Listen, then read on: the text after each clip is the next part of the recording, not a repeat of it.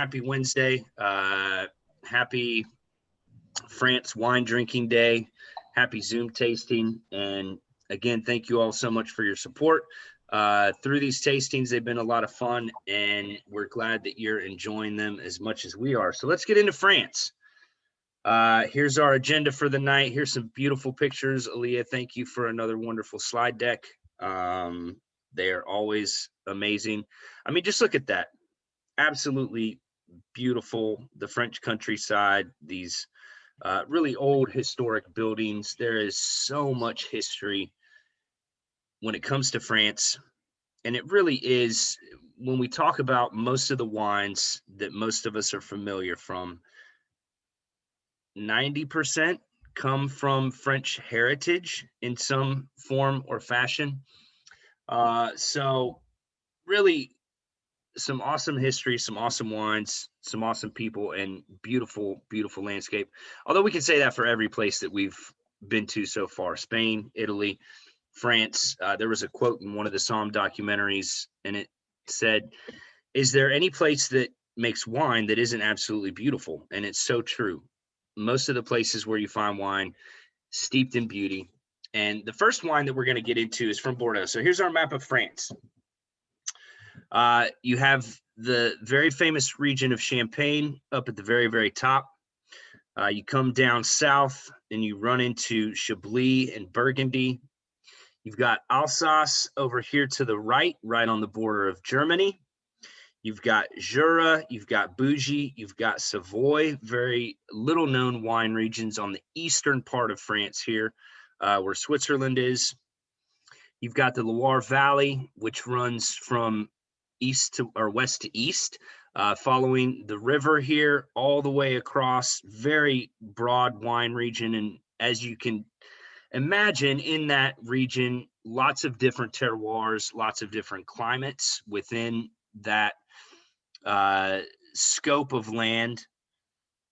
You move on down here south of Burgundy, and you've got the Rhone Valley, northern Rhone, this little sliver along the river, and then southern Rhone, the larger portion right above Provence. Then you have Provence, Languedoc-Roussillon. We're going to be in Bordeaux. This is just called Southwest France. And then the island of Corsica, also included in French wine. And I'm pretty sure that right now we have representation of every single region in France except for Alsace, Savoy, and Southwest France. Everywhere else we have a wine from there. And so, and we've had wines from the other regions, and we will have more wines from the other regions as well. So really some amazing regions and some amazing grapes, and grapes that you all know and love. We're going to start with Sauvignon Blanc from Bordeaux. So Bordeaux, mainly known for red wines, Merlot, Cabernet, Sauvignon-based blends along the east and west of the river. And that's what they're most well known for. They're also well known for a dessert wine called Sauterne, which is a white grape dessert wine, Sauvignon Blanc Semillon, made from grapes that experience noble rot, which is a fungus, a mold that is encouraged to increase the sugar content. And then you have some beautiful dry white wines as well, made from Sauvignon Blanc and Semillon, for the most part with muscadel in the mix as well sometimes. This wine is unique. We've tasted it several times on here before. It's very, very popular in the store, and it is 100% Sauvignon Blanc, Chateau Laurent, Bordeaux Blanc. And it's unique because normally in Bordeaux, the Sauvignon Blanc is blended with Semillon to increase the mouthfeel, to increase the depth and the weight of the Sauvignon Blanc, and Semillon is widely planted here. And so that match is really, really nice. But this is beautiful because it is 100% Sauvignon Blanc. Most of the time you see the 100% Sauvignon Blancs from the Loire Valley, which we're going to hit with reds later on in the tasting, from a region called Sancerre and the Touraine. And French Sauvignon Blancs, in a lot of people's estimation, is the pinnacle of what Sauvignon Blanc can be for complexity and for personality. So 25 miles southeast of the city of Bordeaux, sustainably farmed. Average vine age is 30 years plus. If you've been on these before, you know that vine age is important for complexity and depth in a wine. Younger vines don't create grapes with as much character and flavor as the older vines do. Fermented in temperature controlled vats, left on the fine lees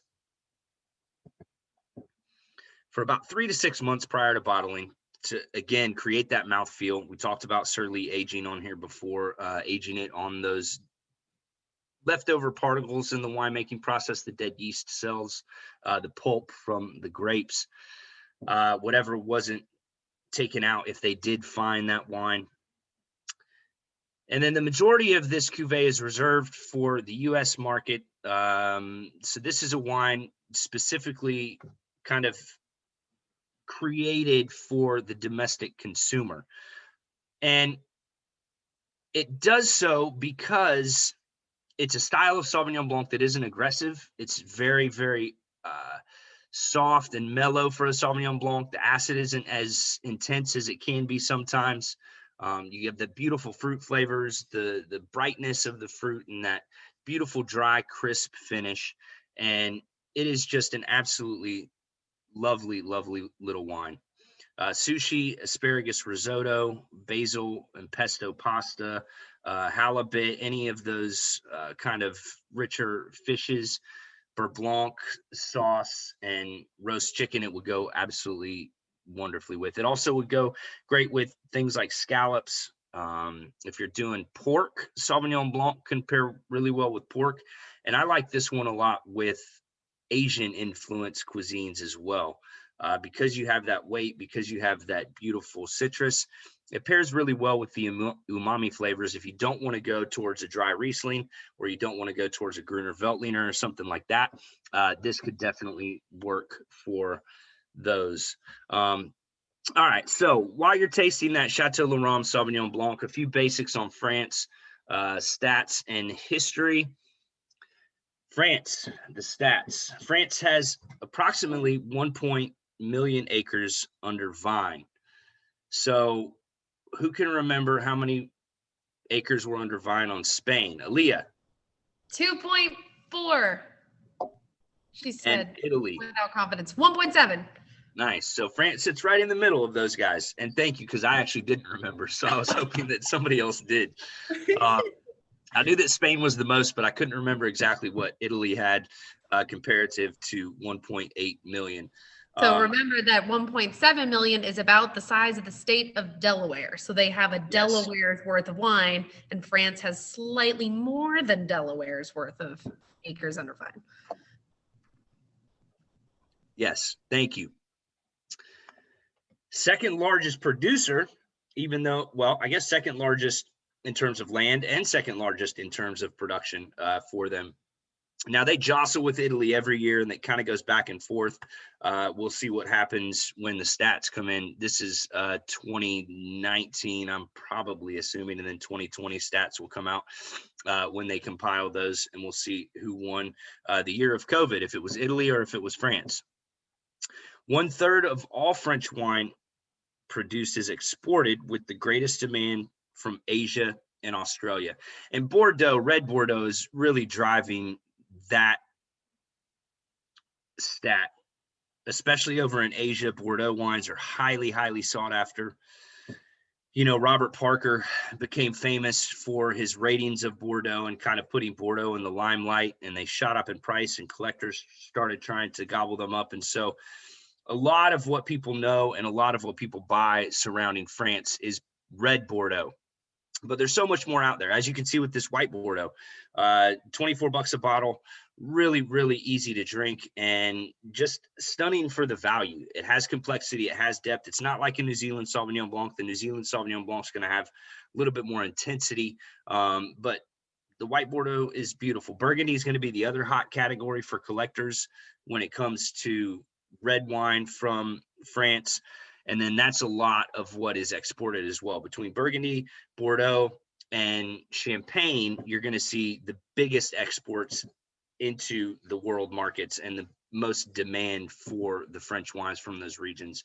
Only 250 grape varieties are officially authorized by the Ministry of Agriculture for growth in France.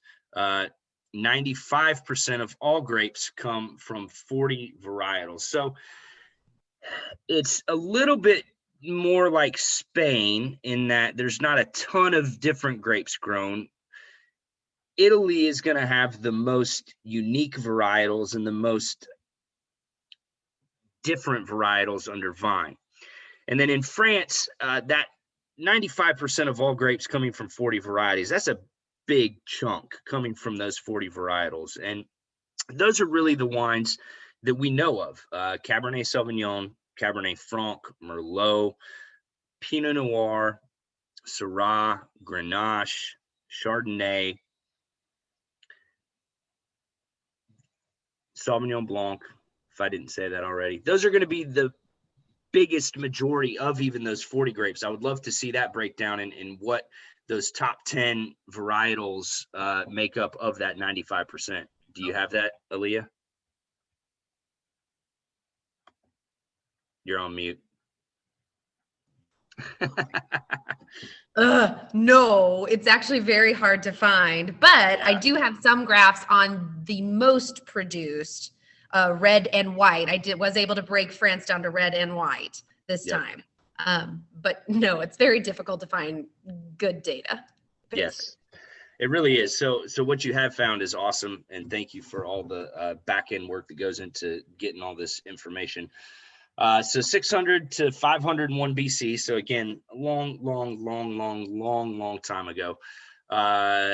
Colonization of southern Gaul by Greek settlers brought wine cultivation to France. Then the Romans came in, and as they did, they put vines everywhere and brought the vines with them, because you can't conquer a land and not have wine to drink and not have good wine to drink. And since you know so much about viticulture as the Roman Empire, you're going to bring your own vines into that area. Middle Ages monks. This is really the most important part from France, and really what sets France apart from the other areas. Not that there wasn't religious use of wine in Italy and religious use of wine in Spain. There absolutely was. But what the monks did is they kept meticulous records of the grapes that should be planted where, of how certain regions did, of weather patterns, of all of the things that really matter when it comes to cultivating world-class grapes and world-class wine. They were meticulous with their record keeping and what they recorded about the vines, the regions, the weather, and what people should plant there. And a lot of what we know of as modern day France was put into motion by the monks in this area in the Middle Ages. 16th century, Benedictine monks invented the process of creating sparkling wine. A lot of people think this was Dom Perignon, but there's some controversy surrounding that claim. Previously, before Method Champenois, there wasn't that ability. And so that discovery was really important for the Champagne region in particular. 1789, 1799, French Revolution. As always happens in war, vineyards confiscated, lots of wine drunk, lots of wine destroyed. Same thing happened in World War I and World War II in this region, in France and in all of Europe, really. And alcohol taxed much more significantly. 19th century phylloxera, which is a pest that attacks the vine and it destroys the vine. And so it spread over Europe, wiping out most of the vineyards in France. It was saved, the vineyards were saved by American rootstocks, and the American rootstocks ended up being immune to phylloxera, not affected. And so what they did is they brought over the American rootstocks, and then they grafted the French vines onto American rootstocks, defeating phylloxera. But all of those vineyards wiped out. They had to rebuild completely. And so vineyards in Burgundy, Bordeaux, and Champagne were grafted over to those American rootstocks. And that's what most of the French vines are planted on to this day. And so really deep history in wine, as all the regions that we've talked about have been, dating back to early BC and moving on through the ages, figuring out what works, figuring out what doesn't work, and then creating laws around those areas to protect their identity and to help consumers understand what they're drinking and what they're getting. But again, that's where it becomes difficult. A lot of these wines, like a lot of the ones in Italy and in Spain, don't give you a lot of information on the label. So you kind of have to learn the regions. You have to know what grapes are grown in Burgundy, what grapes are grown in Bordeaux, what grapes are grown in the Rhone Valley, what's allowable by law. And so if you don't know those things, getting into French wine can be a little bit intimidating. I hope you guys like the Sauvignon Blanc from Chateau Laurent. It is absolutely dynamite. I'm sorry. Yes, this Sauvignon Blanc from Chateau Laurent. And now we're going to go into the Beaujolais from Jean-Paul Brun. Beaujolais Blanc on this one. So Beaujolais is an awesome region known for primarily Gamay, the red grape, a little bit of Pinot Noir, a little bit of Chardonnay as well. Technically, it's a part of the Burgundy region, but you'll see on this map, it is listed separately, and it's kind of regarded as a separate area, even though technically it is a part of Burgundy. Now, Burgundy to the north is famous for their Pinot Noirs and is famous for their Chardonnays. In Burgundy, that's most of the production allowable by law. You can grow a little bit of Aligoté in some areas. You can grow a little bit of Gamay in some areas, and you can grow a little bit of Pinot Gris in some areas. Outside of that is primarily Chardonnay and primarily Pinot Noir. In Beaujolais, it's primarily Gamay, with a little bit of Pinot Noir and a little bit of Chardonnay. And Gamay is known as poor man's Burgundy because it tastes very similar to Pinot Noir, and you can get great cru Beaujolais at much better prices than you can get the higher end Burgundies, and they can rival each other in flavor profile and taste. They also grow a little bit of Chardonnay down in Beaujolais. They grow a lot of Chardonnay in Burgundy, and that is one of the best places in the world for Chardonnay, whether it is a Meursault, Montrachet, some of those famous regions in Burgundy for Chardonnay. You can also find some awesome Chardonnay down in Beaujolais, but again, I'm going to call it poor man's white Burgundy because you can get quality at much better prices getting Chardonnay from Beaujolais versus Burgundy. So this is an unoaked style of Chardonnay from Jean-Paul Brun. We love Jean-Paul Brun in the store. We tasted his Gamay a few weeks back and almost instantly sold out. We do have some more in the store if you were a fan of the Jean-Paul Brun Gamay. And this is his Chardonnay. This was actually the first wine that we picked up from him, and we fell in love with it. And then we started to explore some of the other wines that he does. He does some cru Beaujolais as well. We've had his Fleury in the shop from time to time. I think I'm getting a little bit more of it in a couple weeks. And he is awesome. When it comes to natural, from a guy who is not doing natural because it's hip, it's because that's the way he's been making his wines for the last however long he has been making wines. I can't remember when his first vintage was. He made wine previous to starting the Jean-Paul Brun label as well. So this is 100% Chardonnay, organically farmed. It's in his backyard. It's on his home estate. It was planted in 1983. This is Mr. Jean-Paul Brun right here in the top two pictures. This is his Chardonnay vineyard, and then here he is sitting on the barrel, drinking what looks like some beautiful Gamay. Fermented on natural yeast, so the yeasts that are native to his backyard are getting into the grape juice and doing the fermentation, creating the alcohol in this wine.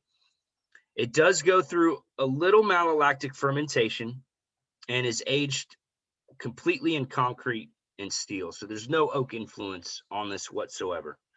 In the style of another famous French white Chablis, also from Chardonnay, also mostly done unoaked in concrete and in steel.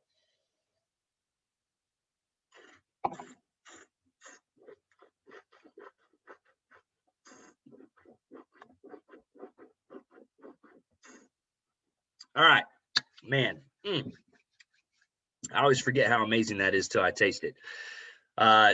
Beautiful acid, beautiful complexity, dry but powerful for a white wine. There's intensity of fruit. There's some apricot. Man, so complex, so deep, so rich, and so delicious all at the same time. $25 a bottle, an absolute stunner. Something that we don't get a ton of. We don't put this on the table if you've been in fermented. It always lives on the floor, and you have to ask for it because we don't always have it. So this is one of those really small production wines that we hate to love because you get on the Jean-Paul Brun Beaujolais train, and then you come in a couple weeks and we don't have it. But it will be back. It's always back. It's always delicious, even if it changes a little bit from vintage to vintage. Man, it's just the flavor and complexity is still going. Chicken soup, seafood, roast turkey. Yes, this is definitely a great Thanksgiving wine. Duck La Orange. I love that. Man, that would be really, really delicious. Brie and apples. Yes. And fondue, Aaliyah's favorite and biggest miss right now of COVID, I learned today. When it comes to cheese, I don't know. I've just got to say that. Well, it's amazing. So let's talk a little bit more about France as we enjoy the Jean-Paul Brun Beaujolais Blanc. Things to know when reading French wine labels. Every country is a little bit different. They have their unique complexities of navigating the labels and navigating the different regions. Table, sur la table. Lowest grade, no vintage on the label. Vin de Pays, wine from a designated area superior to table wine. AOC, appellation of origin control of revered wine quality. Grapes must come from a designated area and be allowable by the laws in those areas. And then Grand Cru class categories, the top of the hierarchy when it comes to Burgundy and when it comes to a couple other regions in France. And then you have Bordeaux that's a little bit different, and they use a classification system that was created in the 1800s. And they have different levels of first growth, second growth, third growth, fourth growth. And so that becomes even trickier to understand and navigate through. So lots of obstacles when it comes to wading into France and into Spain. It becomes very difficult because the classification systems are not easy to follow. Italy's a little bit more forgiving, but still difficult, especially when you're brought up on California labels that just state the region and the grape varietals. And that's really it. And you have all that you need to know to make your decision. Do I want a Cabernet? Do I want a Pinot Noir? Do I want a Grenache? Do I want a Chardonnay? Do I want a Sauvignon Blanc? Not so easy when it comes to the old world wine regions, which is why we're here. So you don't have to learn all of those things. It's fun. And I'm glad that you guys are interested in learning about these regions. And if you want to go deep down the rabbit hole of learning about wine, absolutely, I encourage you to spend as much time as possible learning. If you just want to drink great wine and learn a little bit along the way, then you just come to us and get the little snippets of information that you need to make great decisions on drinking wines. And you can go either way. And that's what we're here for. We want to do all the hard work so that you don't have to figure out all of these wine labels. But if you do want to figure them out, I encourage you to figure them out because it's a great journey that will never end. So producer, region, class, right here, we have the producer Chateau Pays Bonhomme Latour. A lot of times in France, the producer's designated by chateau or domain. If you see those words, you can pretty much figure out that that's going to be the producer. This is from Bordeaux, and this is a Cru Bourgeois, and from the region of Côte de Blaye. So this is giving you your class within Bordeaux and also your area within Bordeaux. Mise Beaujolais à Chateau. Look for that anytime on a French wine label. It means it was bottled at the Chateau instead of from a negociant. So it's giving you the indication that it was made on the property of the grapes that were grown. So, you know, very close by, and usually a little bit more personality in those because they have a lot of control over the grapes, especially when it comes to Bordeaux. That's a big one because there's a lot of negociants that just put juice into a bottle and slap a label on it, and you have no idea if it's going to be good grapes, where they're coming from, the quality of them. It's kind of like the bulk version of American wines. If it doesn't say that, it can be. It isn't always. There's some great negociants as well. Now, here it becomes a little bit more difficult when we look at the Roger Coulon label. It's hard to tell who the producer is when you're looking at. Is it RUD? Is it Roger Coulon? Champagne, we should pretty much know, all right, this is a Champagne. It's from the Champagne region in France. The Premier Cru is your indication that this is the vineyard. So Premier Cru and Grand Cru are designations of certain vineyards in the Burgundy region in France. Champagne included in that designation, even though it's not technically a part of Burgundy. Champagne, Burgundy, those cru designations. And so that's your indication. They're not going to put a label on there if it's not designated Premier Cru or Grand Cru. Generally, there's some exceptions to that always. But RUD is actually the name of the vineyard that these grapes are coming from, producer Roger Coulon. This bottle is amazing. Both of these bottles are actually amazing, the Bordeaux and the Champagne. They are from the shop, and they are absolutely dynamite. All right. Finish up the rest of the Jean Paul Brun that you have, and we will get into a couple reds. So, you know, Sauvignon Blanc and Chardonnay were kind of no-brainers when it came to which white wines we were going to do. There were some other ones that we could do, some more obscure whites that we could have pulled out, but those ones made sense. When it came to reds, it was a little bit more of a difficult decision because there are so many great reds and well-known reds coming from France. All your most popular grapes: Malbec, Merlot, Cabernet Sauvignon, Cabernet Franc, Pinot Noir, Syrah, Grenache. Most of the noble grape varietals, if we're talking about noble grape varietals, are coming from a heritage of France, meaning they're the most well-known and they're the most widely planted grapes throughout the world as well.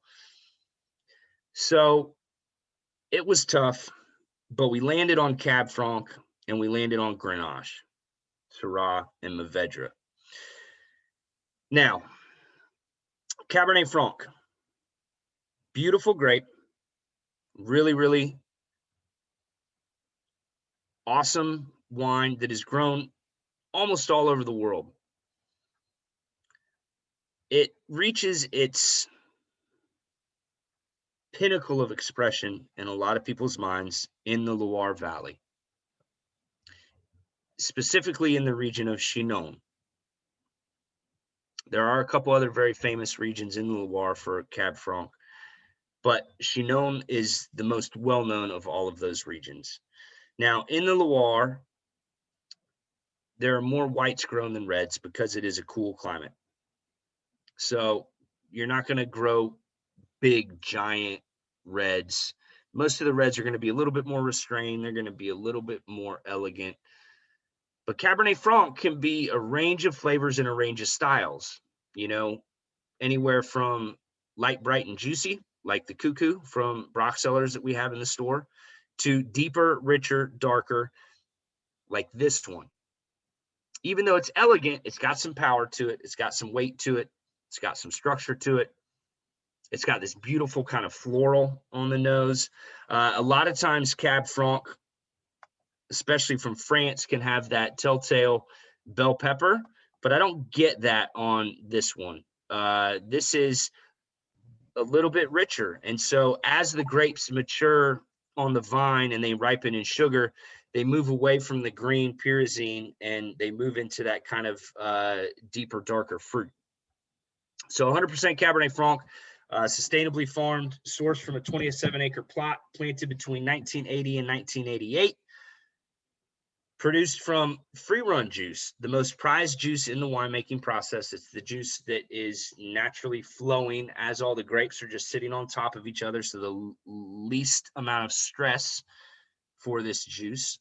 2-day cold soak, spontaneous fermentation, and then aging 6 months in stainless steel. So all of those tannins that you're feeling in your mouth, and they're not intense tannins, but they're definitely there.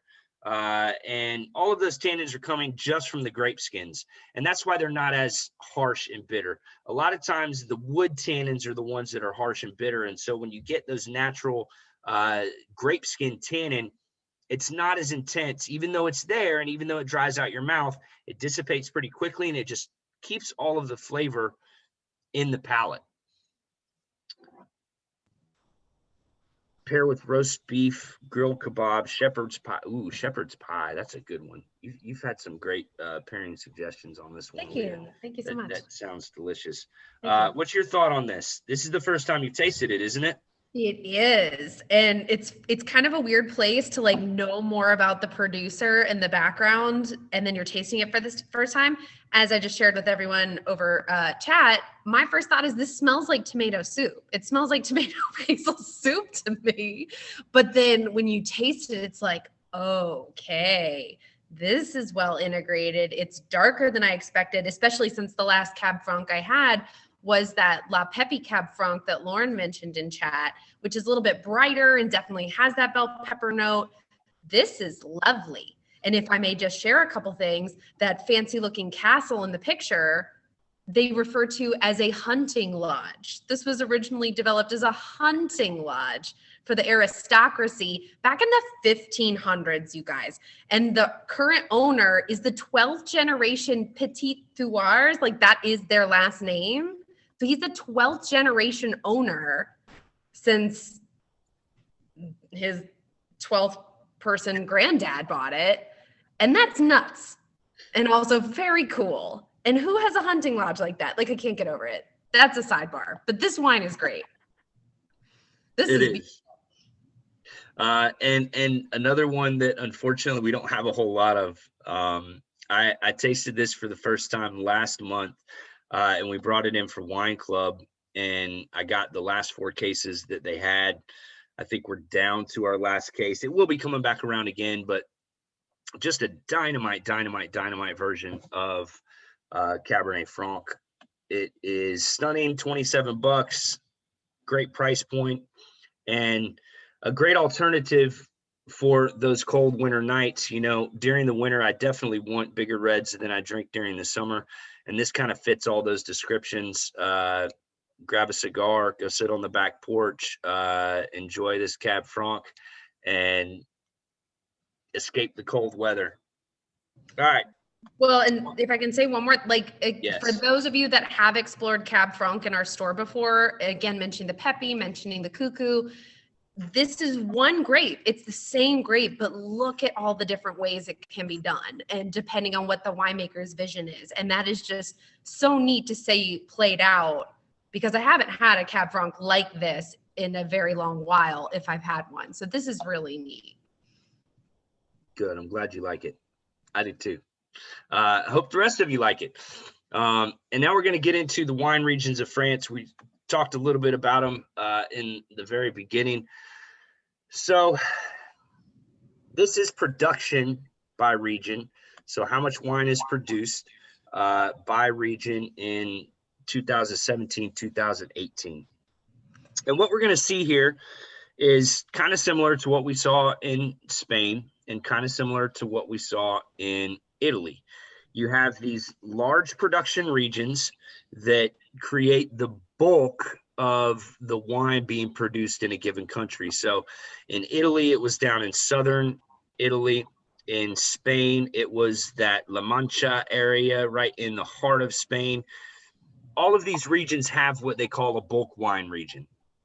And it's where grapes can grow really fast. It's where you can plant a lot of grapes in a lot of density, and you can increase your profits by getting the most production per acre possible, not caring about quality, only caring about quantity. So we have the same thing in France, and it's the Languedoc-Roussillon. So down here in the Languedoc, there was actually this region was highlighted in the documentary Rotten. If you haven't seen it, I think it's on Netflix. It's really, really cool, and it talks about the bulk wine production of the Languedoc region and what goes on there. Now, there are some great producers in this region, as in every bulk wine region in Spain, in Italy. We have some great wines from the Languedoc-Roussillon, specifically the Minervois region in Languedoc. It is fantastic. It's also a fantastic place for cheap rosés if you can find the right one and filter through all of the stuff that's terrible, because in these regions, most of it's terrible. There are some stars, there are some delicious wines, but honestly, most of it is manipulated. It is just the cheapest grapes you can possibly get and put into a bottle without anybody caring about the quality of it. It's just to sell, just to consume for the people who want to drink that kind of wine. But because that's what they're known for, and because there is such a huge wine production in those regions, you can find some great values in those wine regions. Les Hérétiques that we have on the walls coming from this area of France, the Chateau Upia, the Le Vin de Plume. So we have some great wines from this area, some rosés during the summer that are great value for what they are. Next on here. So some of these will be, they labeled them a little weird. I see that. Bordeaux. and and that's what I was surprised to see for how much name recognition Bordeaux has. Yep. Corsica has more production than Bordeaux technically does, which is Loire has more production than Bordeaux, but everybody's heard of Bordeaux before. And then the Sud-Ouest, that's referring to Southwest, that weird little orange section down in the bottom. Beautiful. And that's got more production than probably Bordeaux, Champagne, Alsace, and Corsica put together. But that would again be for bulk wine production regions. It was interesting to see this. And a lot of the graphs I found were from earlier, like 2010, 13, 14. But the general numbers were very close for the most part. And it really was Languedoc-Roussillon holding it down, while the Rhone kind of like popped in there and everybody else just had a sprinkling of production in comparison. So that it was very interesting, given how my mind is so specifically tailored to think Bordeaux, Burgundy, Loire first. That is not what the majority of wine is coming out of France. And it was that way for every region that we've looked at. Italy was the same way. The ones that we know are not the ones that they're producing the most of.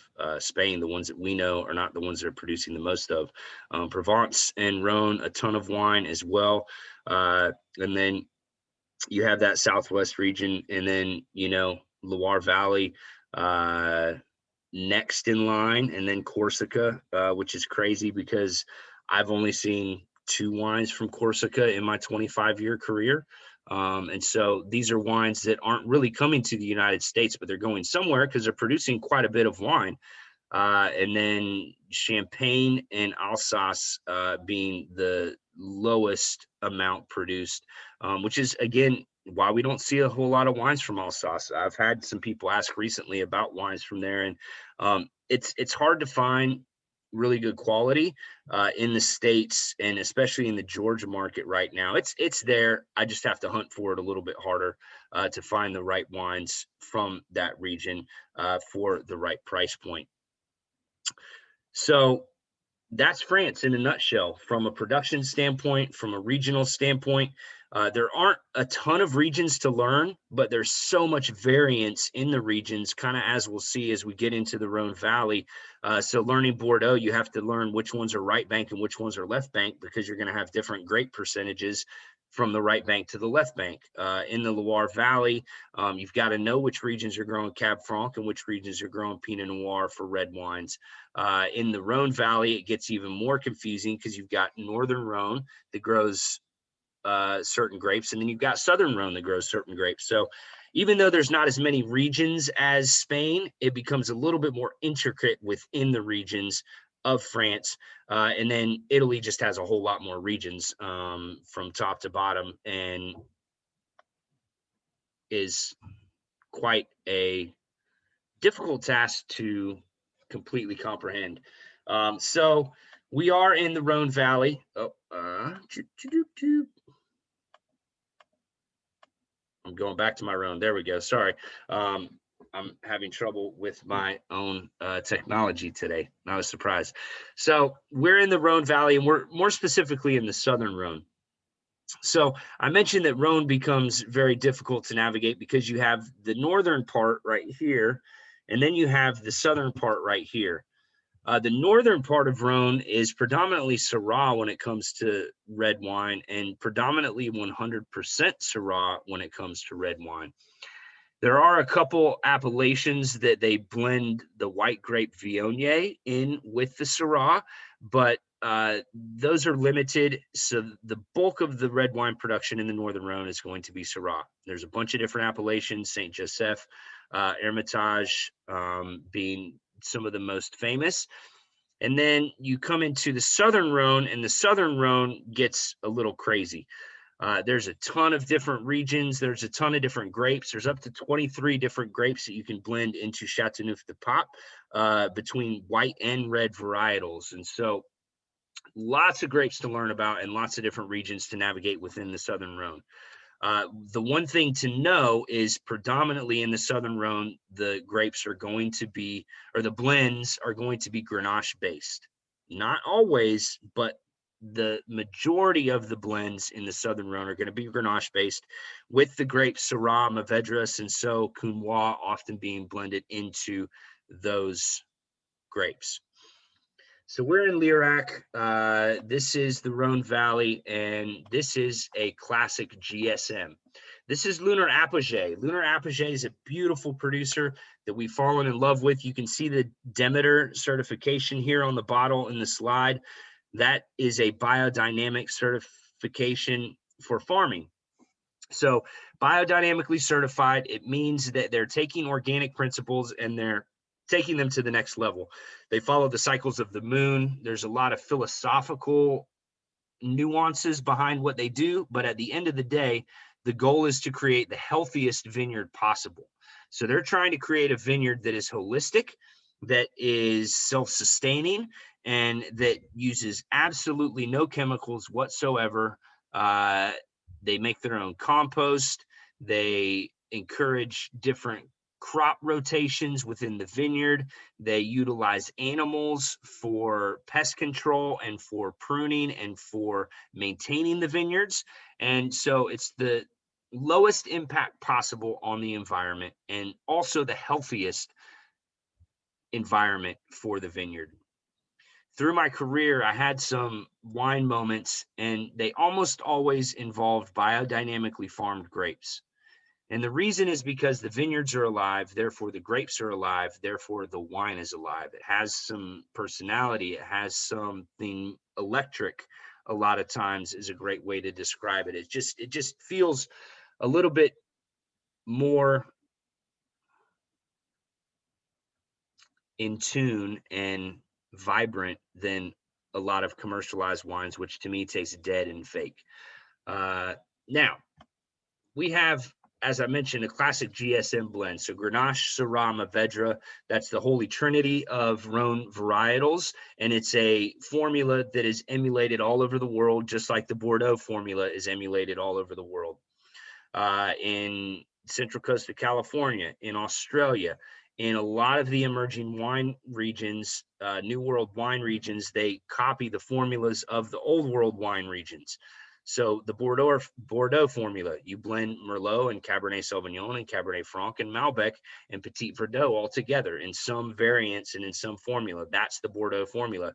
The Rhone formula is Grenache, Syrah, and Mourvedre with a few other grapes that may be mixed in the mix of grapes. So it became famous in the Rhone Valley. It became emulated all over the world, and it is the GSM blend.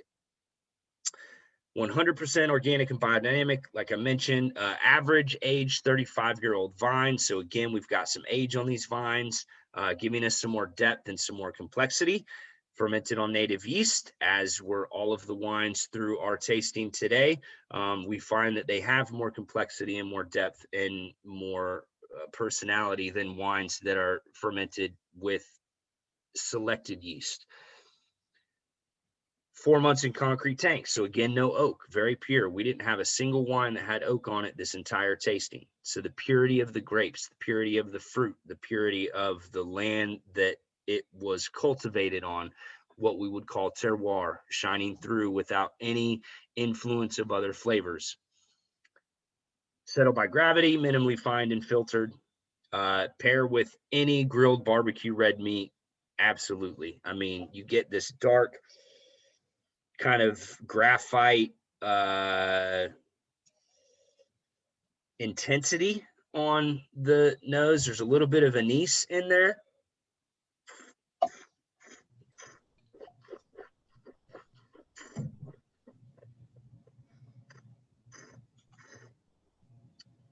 And again, you have natural grape tannins.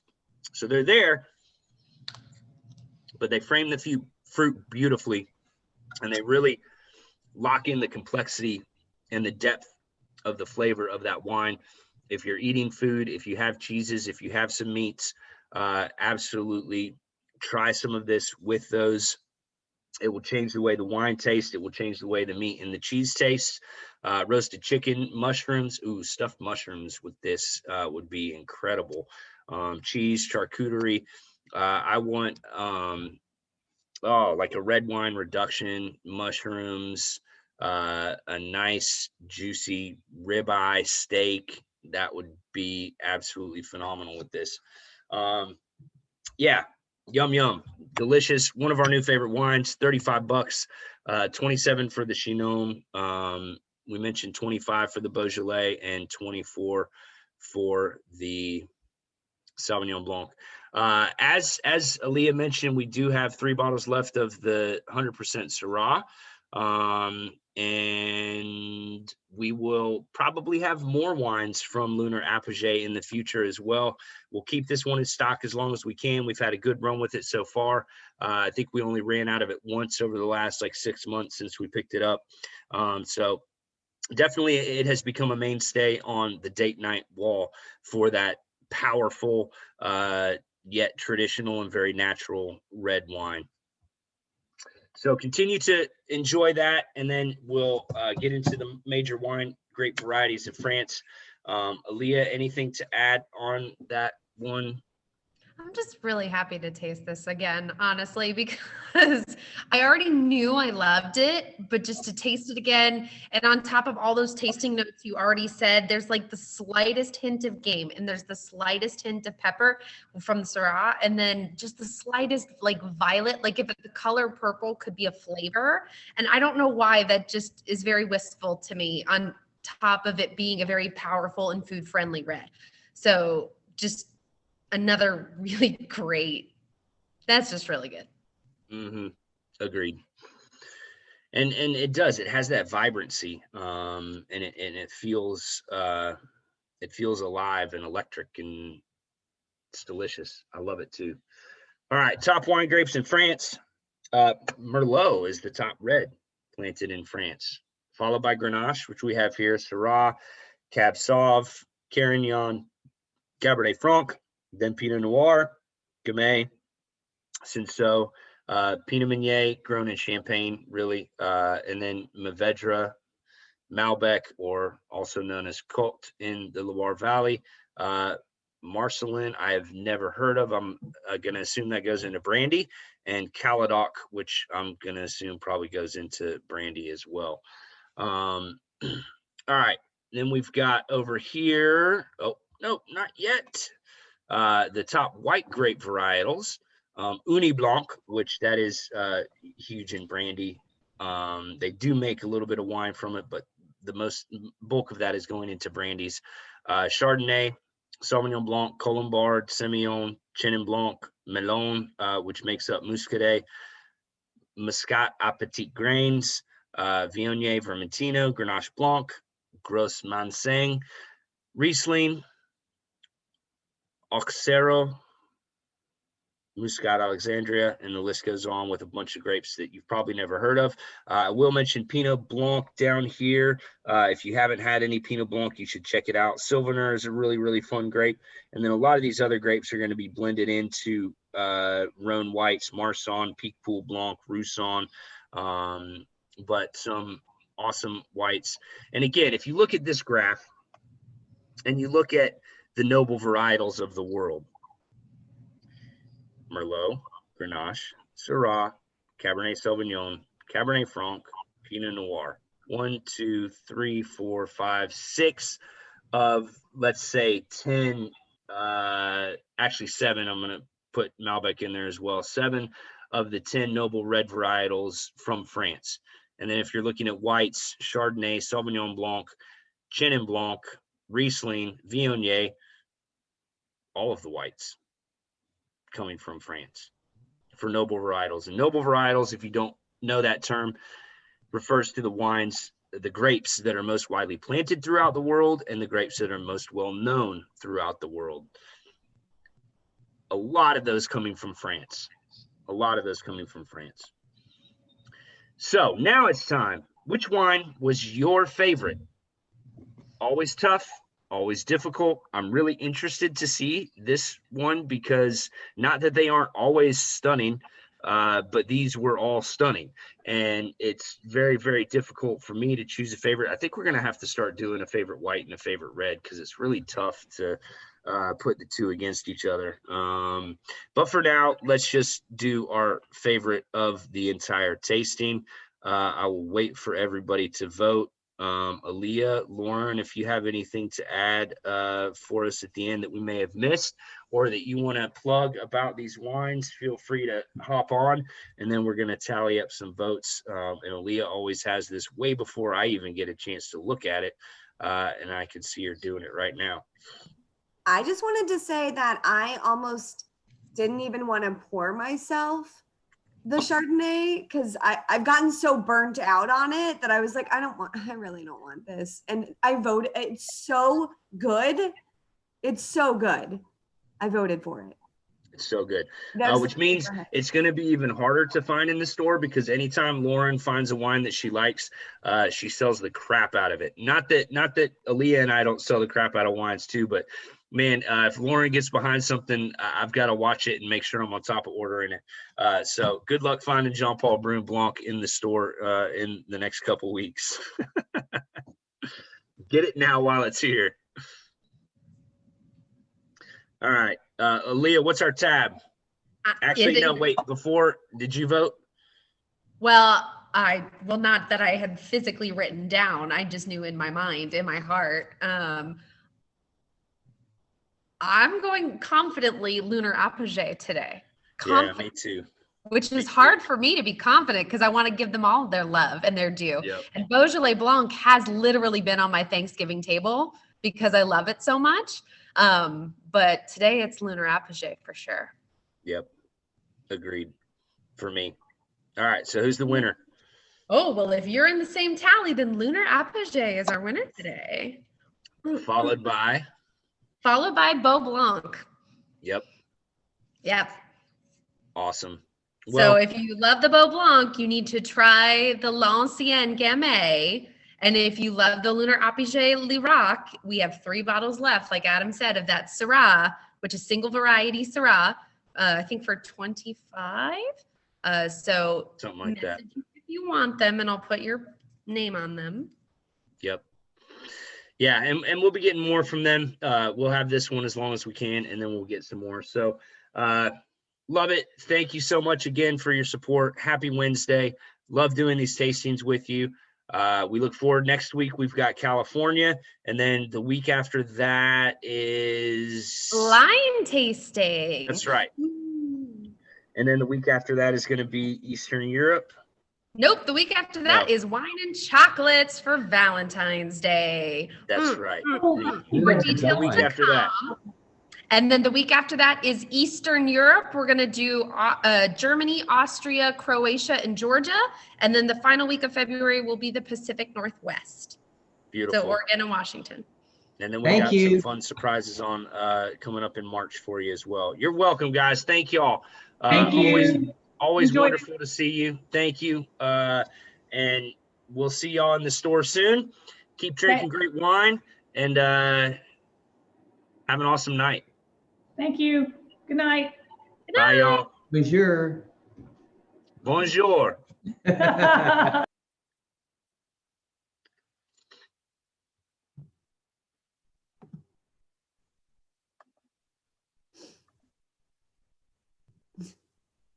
That was great. It was great. I can never get this stupid thing to turn off. Have a good night. Bye.